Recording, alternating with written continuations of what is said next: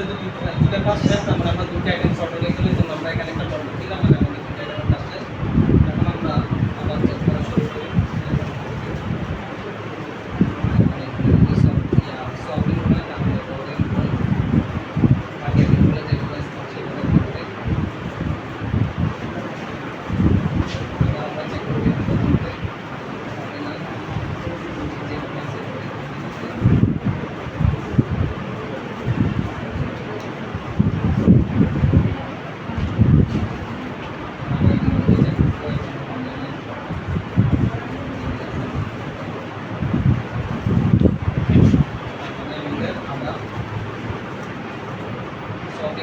দেখেন একটা জিনিস সবাই একটু খেয়াল করেন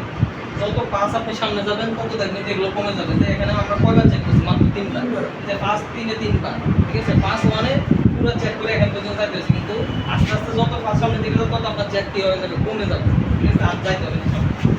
এখন আমাদের এইগুলো সব সর্ট হয়ে গেছে এটা হচ্ছে আমাদের ফার্স্ট ইয়ার ফাইনাল ইয়ার তার মানে এখানে আমাদের খেয়াল করুন মাত্র একটা সপিং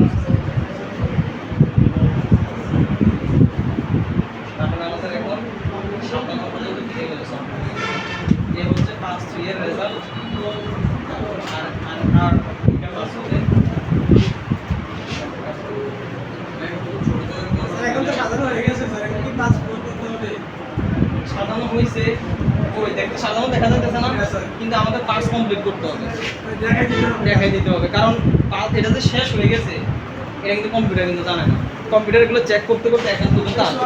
কম্পিউটার তার প্রসিডিউর শেষ করবে কেমনে কি জন্য শেষ করবে অ্যালগরিদমটা লিখলে বুঝবেন এখন কিন্তু বুঝবেন না ঠিক আছে আমি একটু পরে অ্যালগরিদমটা লিখি আপনার মনে হতে পারে কি এখন তো দেখতে যাচ্ছে এগুলো তো শর্টেড অবস্থা আছেই আমি কি করবো না কম্পিউটার তো জানে না এগুলো শর্টেড আছে সে বারবার চেক করে সে তার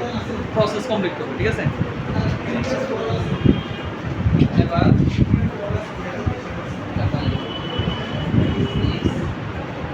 আমরা হচ্ছে এখন ফাস্ট কোড করতেছি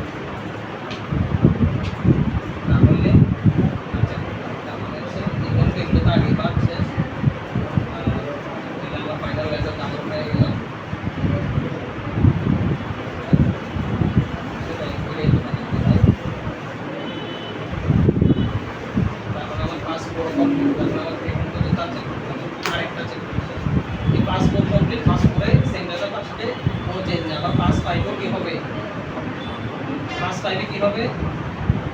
আবার আপনি চেক করলে দেখবেন যে সোয়াপ হচ্ছে না হইলে এটাই কি এইটাই হচ্ছে ফাইনাল রেজাল্ট এবং ফাইনাল বলবেন যে এটি একটু এখন সর্টেড পরের লাইনে দেখবেন আর কি এক লাইনে চেক করবেন পরের লাইন করবেন যে যেহেতু কোনো পরিবর্তন হয় নাই তাহলে কি এটাই আমাদের কি ফাইনাল আপনাদের হচ্ছে একটি সর্টেড অ্যারে এবং এটা বাবল সর্ট দ্বারা কি করলাম সর্ট করলাম